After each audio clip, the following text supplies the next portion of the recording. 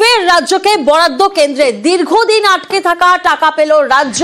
ফের রাজ্যকে বরাদ্দ কেন্দ্রের প্রতিনিধি সোমরাজ এই মুহূর্তে আমাদের সঙ্গে রয়েছেন। সোমরাজ, ঠিক কোন কোন খাতে রাজ্যকে টাকা কেন্দ্রের এবং মোট কত টাকা বরাদ্দ করা হয়েছে? দেখো, যেটা নবান্ন সূত্রে খবর, মূলত ফুড সাবসিডি অর্থাৎ খাদ্য ভর্তুকি খাতে দীর্ঘদিন কেন্দ্র টাকা আটকে রেখেছিল। 2023-24 অর্থবর্ষের টাকা কেন্দ্র দিচ্ছিল না, তেমনটাই অভিযোগ তোলা হয়েছিল। এবং শুধু তাই নয়, মুখ্যমন্ত্রী মমতা বন্দ্যোপাধ্যায় বিধানসভায় তা নিয়ে সরবও হয়েছিলেন। এবং তারপরেই যেটা নবান্ন সূত্রে খবর, দুটি পর্যায়ে মোট 7,400 কোটি টাকা কেন্দ্রের তরফে দেওয়া হয়েছে রাজ্যকে।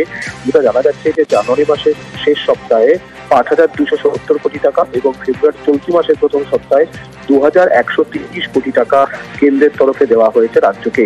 এই খাদ্য ভর্তুকি খাতে বা যেটাকে বলা হয় ফুড সাবসিডি, এই খাতে কেন্দ্রীয় সরকার টাকা আটকে রেখেছিল 2023-24 অর্থবর্ষের, যা নিয়ে মুখ্যমন্ত্রী মমতা বন্দ্যোপাধ্যায় সরব হয়েছিলেন বিধানসভায়। এবং তারপরেই চলতি বছরের শুরুর পর থেকেই কেন্দ্রের তরফে টাকা দেওয়ার প্রক্রিয়া শুরু হলো এবং ইতিমধ্যেই সেই টাকা রাজ্যের কোষাগারে চলে এসেছে, তেমনটাই নবান্ন সূত্রে খবর। বেশ।